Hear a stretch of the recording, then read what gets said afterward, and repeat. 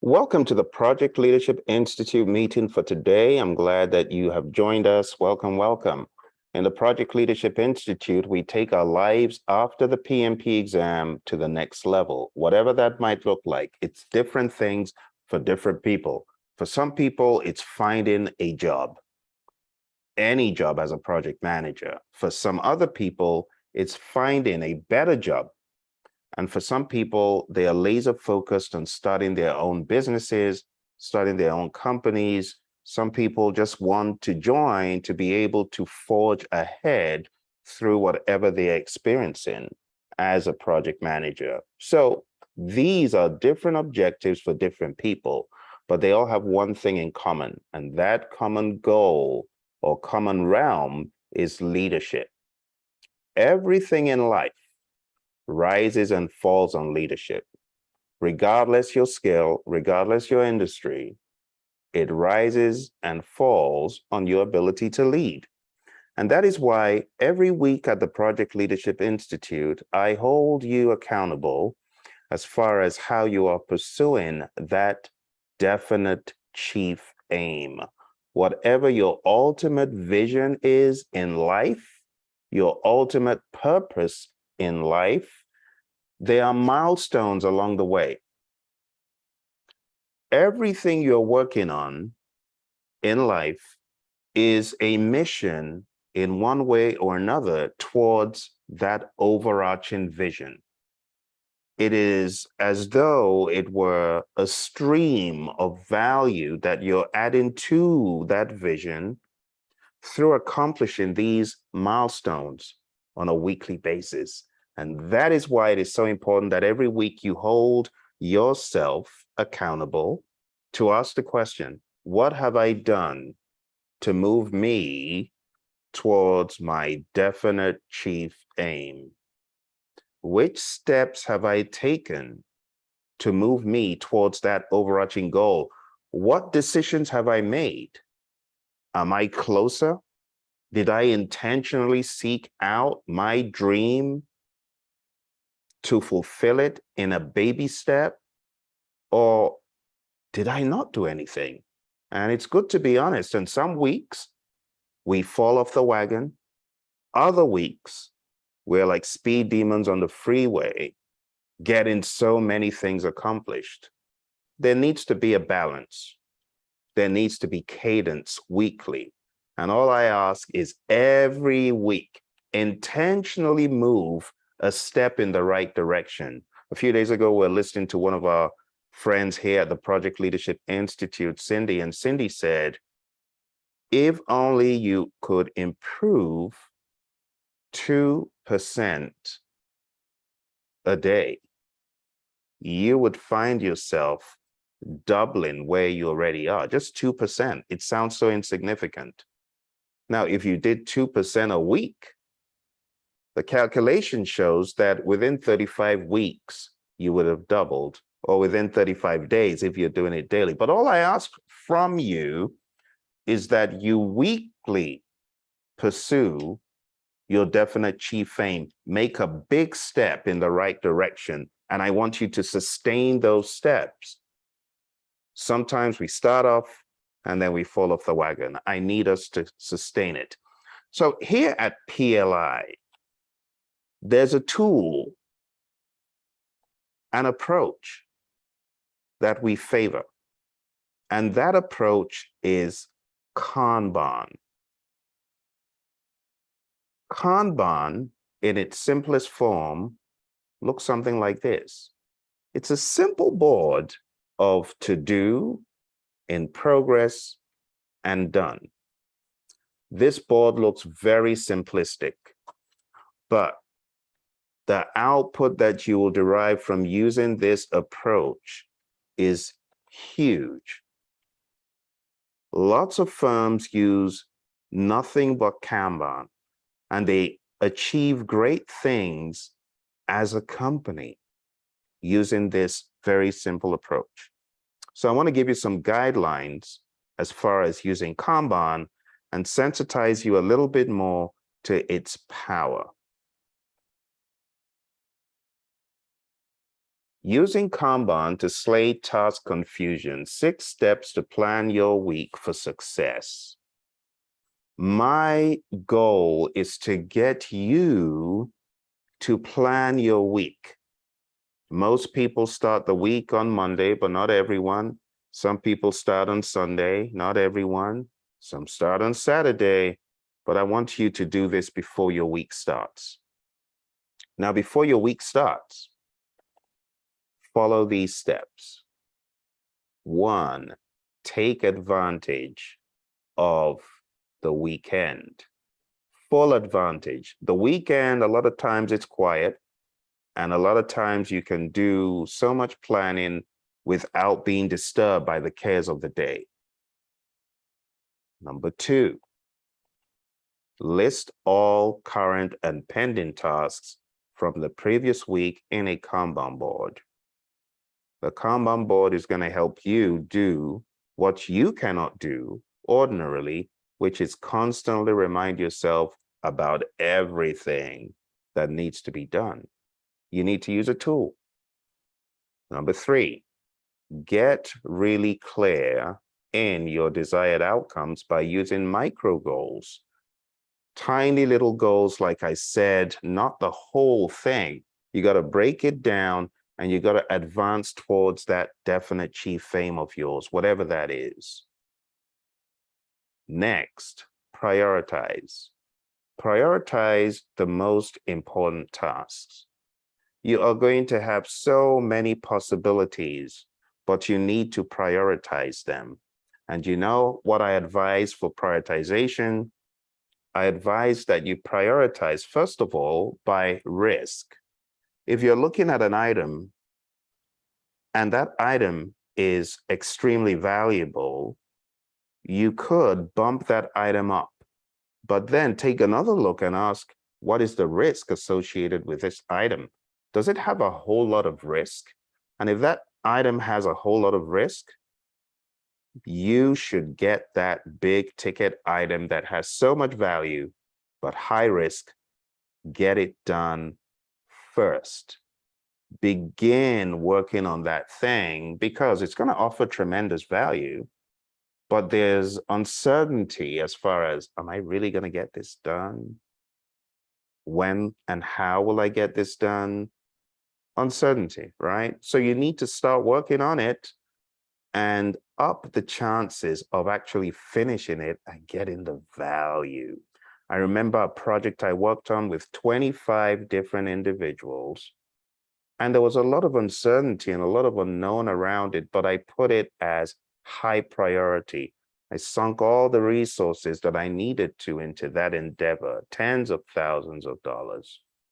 But at the end of the day, that vision, that goal, huge goal that I've had for over a decade, it was accomplished because I sunk all my resources into it at that time. And I pursued team players who were able to help me execute it, 25 individuals. Sometimes you need to just focus on the one thing and bring it to fruition. And in the world of Kanban, we call it limiting your whip. You got to limit your whip, limit your work in progress. Because if you're trying to do everything under the sun, you'll at the end get nothing done. So focus on getting a thing at a time. Now, if you have a whole number of people on your team, you could hand things out to them in terms of the capacity of the team. And then you could work on one thing and they could work on one thing. And you got so many people working with you that you end up being able to do many things at once through the work of the team. But if you don't have 10 people working with you and it's just you, it makes better sense to focus on one thing at a time. If your focus is all over the place, you're not going to get one thing done well. So my advice is have a team where possible, hand things off to the team, but if it's just you and your brain power is limited, of course, focus on just that thing. Or generate ideas and hand them off to people who will run with them. So when you are prioritizing, you got to think about risk. You got to think about value first, of course. And in terms of the scheduling of these things, you got to also ask the question, which of these things is smallest in size, but biggest in payoff? In other words, we call this the weighted shortest job first. You want to take the job that gives you a massive payoff, but the input is small. When you weigh the different things to do in terms of value it brings, you could have a massive payoff of value from a very small item. Those are also candidates to prioritize higher up. And it's up to you. Value, risk, weighted shortest job first. You take your pick and decide from there. You could also prioritize based on resource availability and many other things. Okay, so now you've got an idea of how to prioritize items for your week. Let's move on.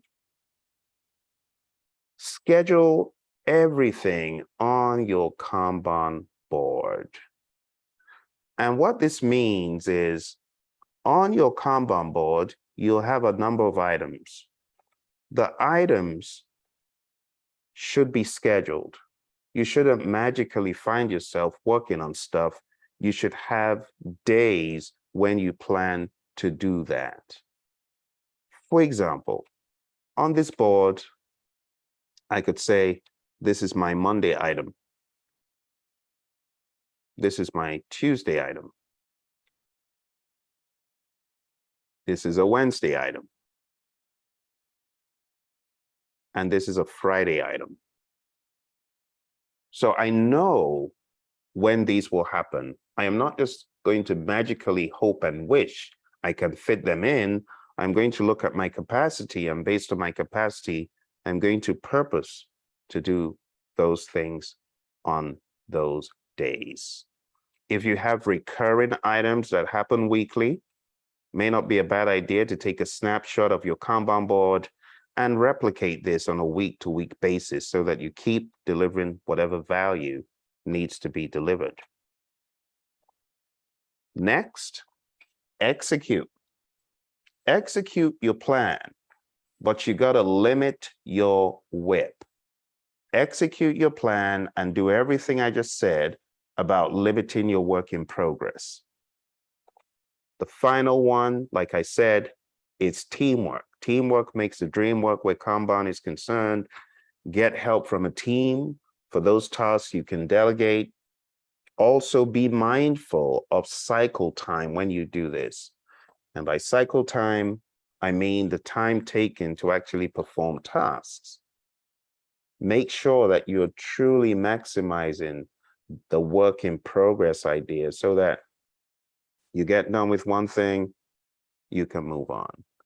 All right, so that is very near and dear to us in the world of the Project Leadership Institute.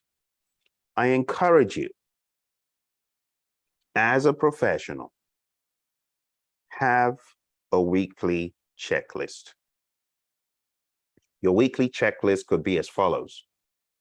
1, vision evolution. Your vision must evolve. So spend time thinking about how to evolve your vision. Spend time thinking, should my vision expand? Sometimes it needs to expand. Next, your mission target. For every vision, there are small missions that help you accomplish the big vision. Plan those as well. Plan growth. What do you want to read today? What do you want to read this week? Which seminars are you going to listen to? Maybe you're going to log on to the PLI website and you're going to go through the learning system and learn something, whatever it is. Have a target. And lastly, professional goals. Whatever those goals are, whether it's certification, re-certification, relearning, going over things that you learned in the very beginning, but you might have forgotten, plan that. All right. So your weekly checklist, again, vision evolution. I envision my future in the next 3 months to be whatever it is. Your mission target in the next week, I will, whatever you're going to do. Your growth target in the next week, I will view whatever lesson in leadership and professional goals. Maybe you're going to network. Maybe you're going to take another certification. Maybe you're going to attain something great that you've already thought of for your career. Go for it. Just do it. Again, I will make it very clear that vision is the why am I here question. A vision statement describes the future that is desired for the company. A mission is all about the company's business and its approach to reaching the higher level goal. So, if you don't have a vision, I would advise you to craft a vision. And if you have not even thought about a mission, what does your mission statement look like? I'll show you an idea of a mission statement from this gentleman known as Andy Andrews. And his mission statement, he says, to inspire positive change through teaching and coaching. See, these are the missions to get to his overarching vision. To create opportunities for today's youth, to encourage, engage, and equip others to believe in the possibilities, to positively impact the life of every person I meet, to encourage everyone I interact with on a daily basis, and of course, my personal mission statement, to help others live the lives they would if they only knew how. So his personal mission statement in this example is more like an overarching vision, just so you know. There are many examples all around us of vision and mission statements. And I would say spend some time crafting yours. What Andy Andrews has here are these micro statements that help the macro statement. Okay. So the micro statements, I will shade them in red so that you get an idea. See that? All of that pretty much his micro statements.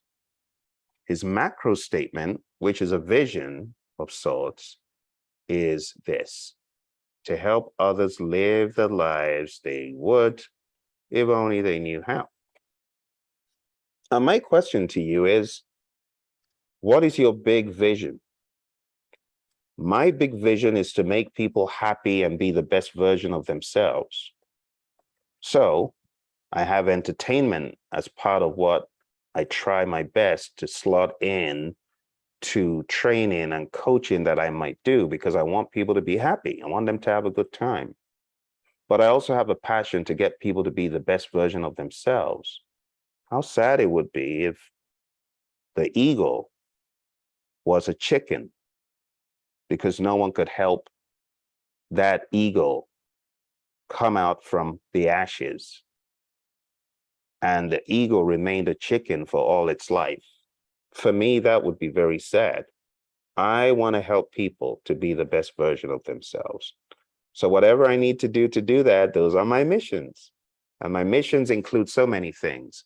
There's drama productions, there's music, there's training, there's coaching.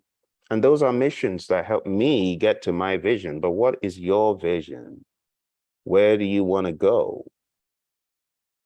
How do you want to make an impact in the world? Do you want to make an impact? It's a choice.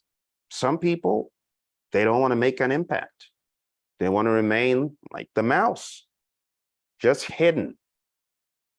But my question to you is that all you want to do? Just be an observer or a silent participant that makes no impact?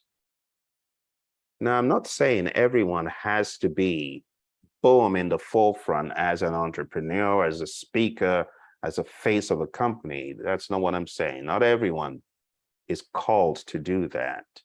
Not everyone has the propensity and desire to do that.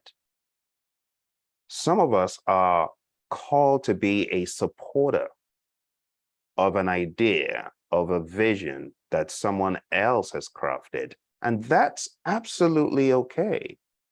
But you need to know it. You need to want it. You need to chase it. You see, I see a lot of people getting certified as project management professionals and other certifications. But once those certifications are done, they're roaming around aimlessly, wondering what next. And for those folks who are wondering what next, it's not working for the biggest company. It's not driving the biggest car. It's not having the biggest house. It is three things. Three things are going to help you succeed in life. And you know what success is? It's different for people, but there are three things that are resonant items across the board. You know what they are? Number one, knowing your purpose in life. What are you meant to be doing? If you know what you're meant to do, wow.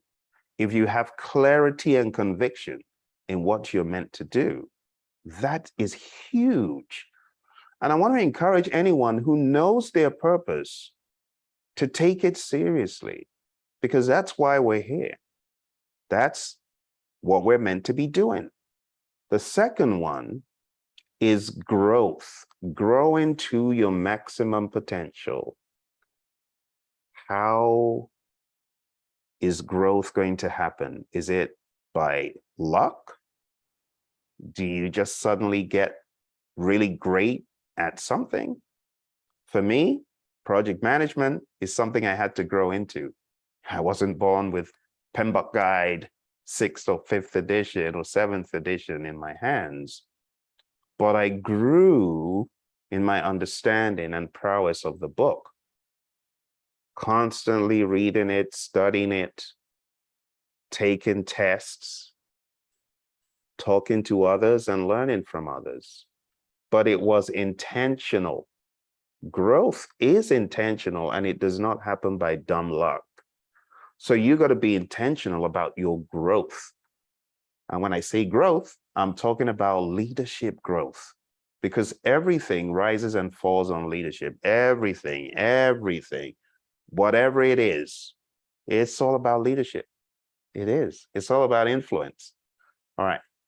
So I said, knowing your purpose in life and growing to your maximum potential, which is one of the visions I have in general, helping people to be at their best, whatever that might be, whatever field they're in, which is why I still do a lot of coaching, and I help folks who are working on getting positions in companies, and I do mentoring because I love it, and I will continue to do that because it's one of my missions. So maybe you are someone who is looking for a coach. Well, I'm here. Maybe I can help you.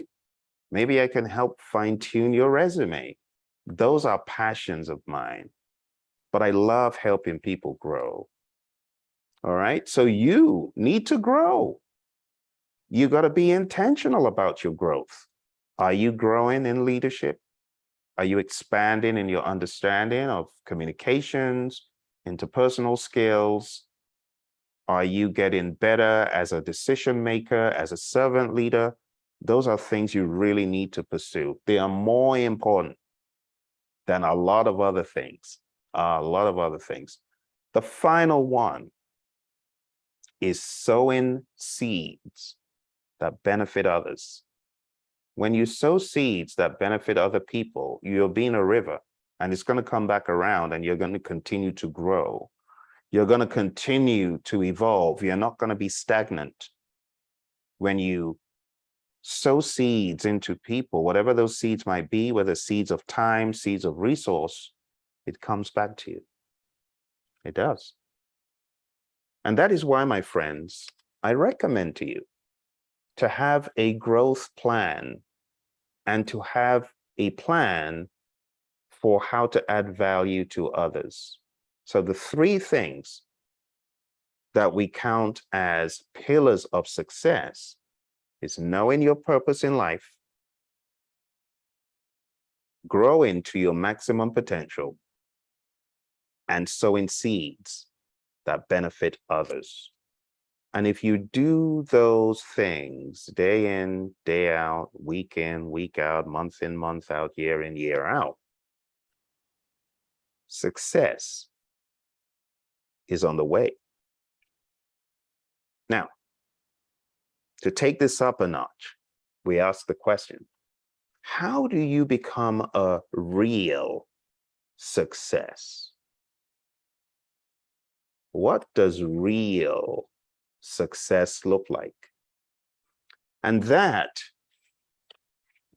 is the title of a book by my mentor, John C. Maxwell. It's called How to Be a Real Success.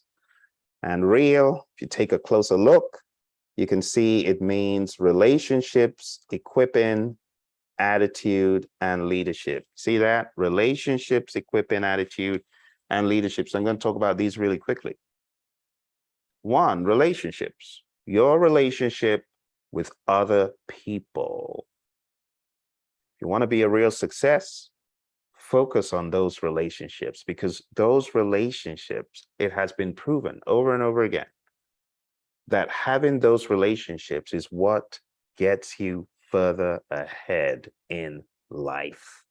In fact, the Stanford Research Institute, John talks about this in the book, they did some scientific experiments and analysis, social experiments, if you will. And what they found from a pool of people they surveyed way back was that out of those surveyed, 87.5% of those individuals were found to be successful as a result of relationships. 87.5%. Think about that. Success in those people's lives was predicated on their relationships. So relationships with other people is key. It is so important. It's so vital. If you are not paying more attention and not putting more value on relationships, you should. The second thing after relationships is equipping people.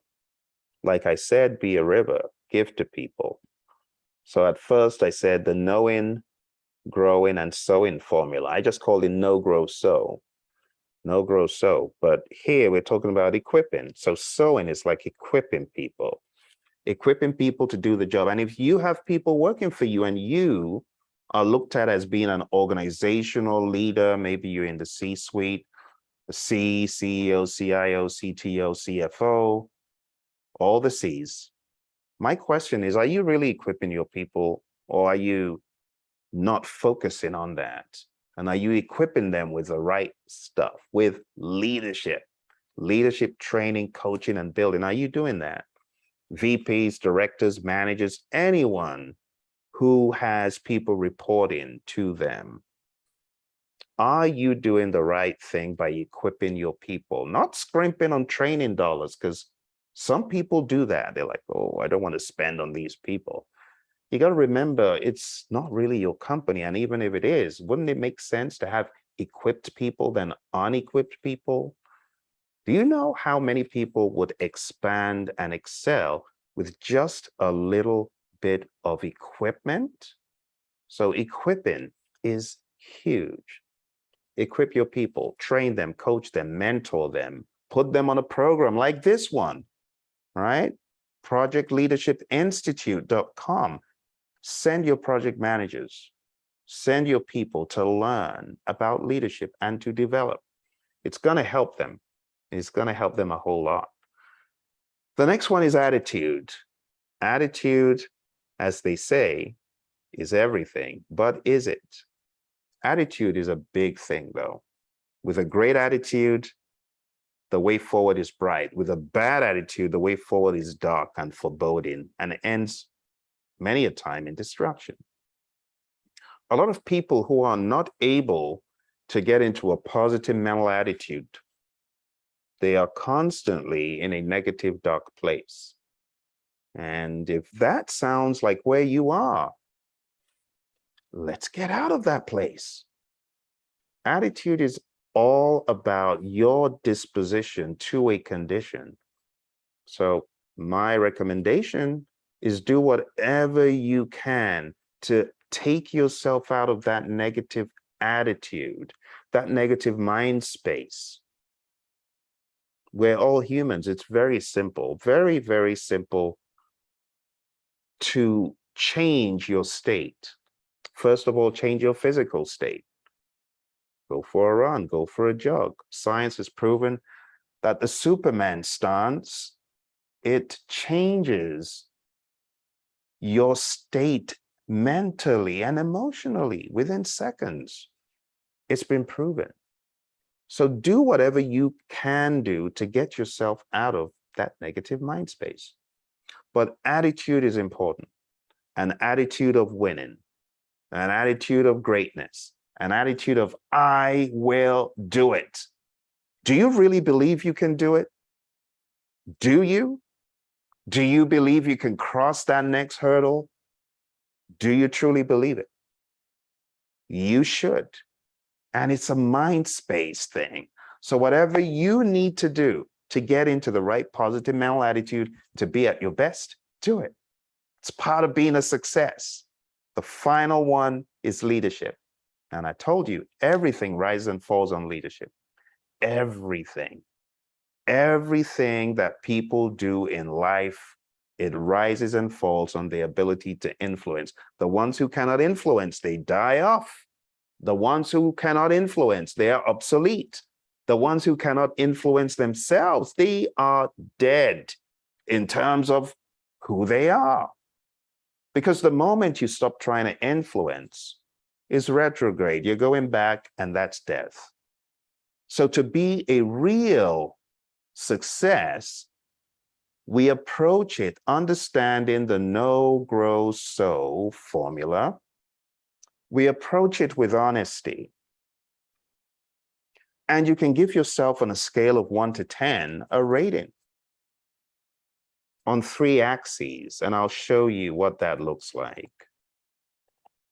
So when I approach this content by my mentor, John C. Maxwell, I see it in 3 dimensions. And I ask myself, when it comes to knowing my purpose in life, where am I on this scale of 1 to 10? Am I up here? Or am I in the middle, just below the middle, or am I all the way down? When it comes to growing to my maximum potential, on a scale of 1 to 10, where am I? And when it comes to sowing seeds that benefit others, where am I on this scale?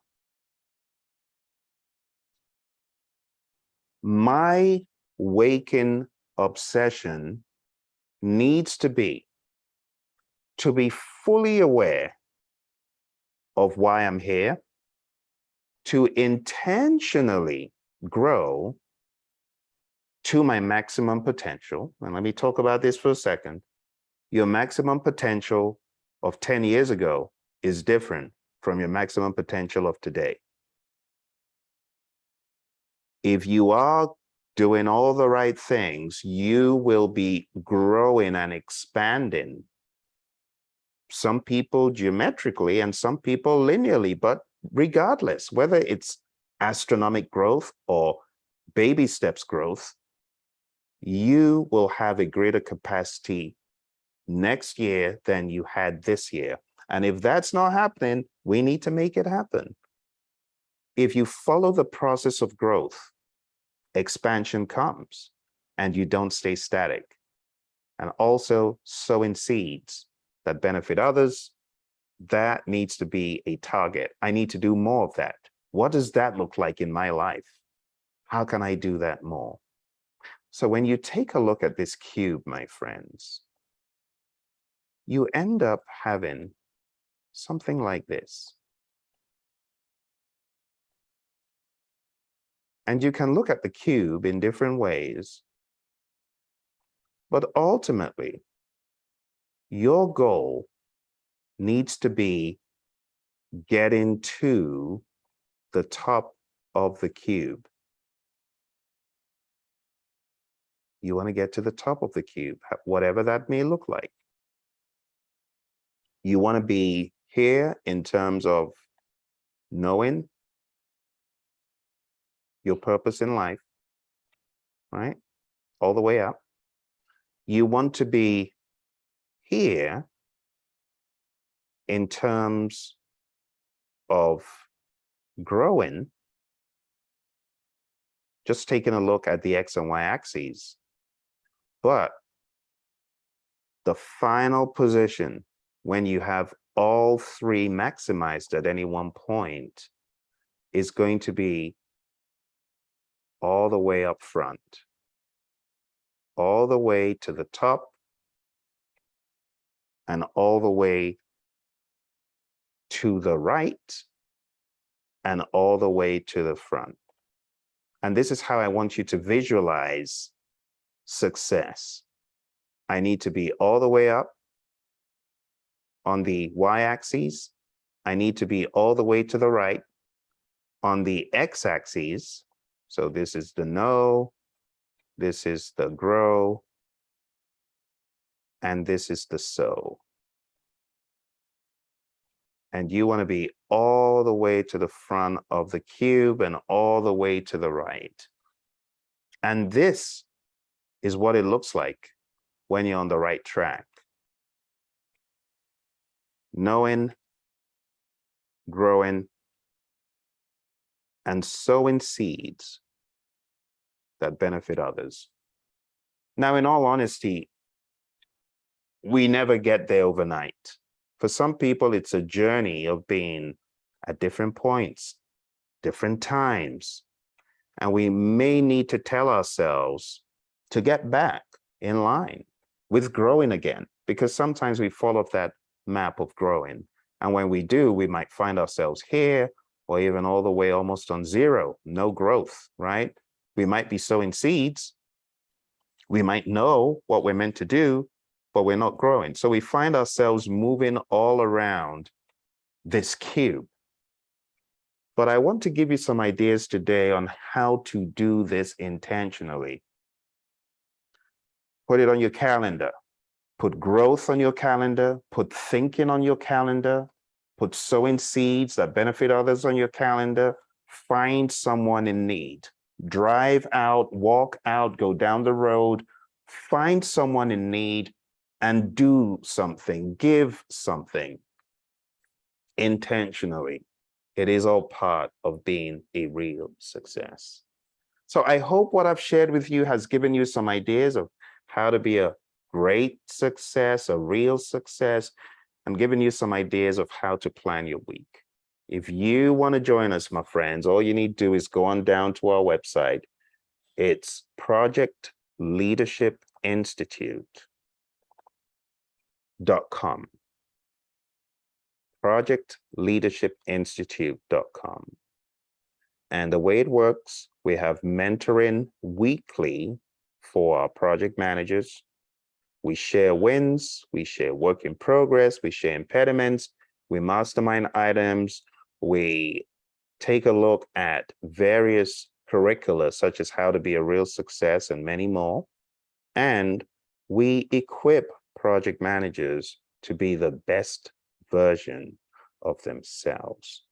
We stay motivated. We have quarterly summits.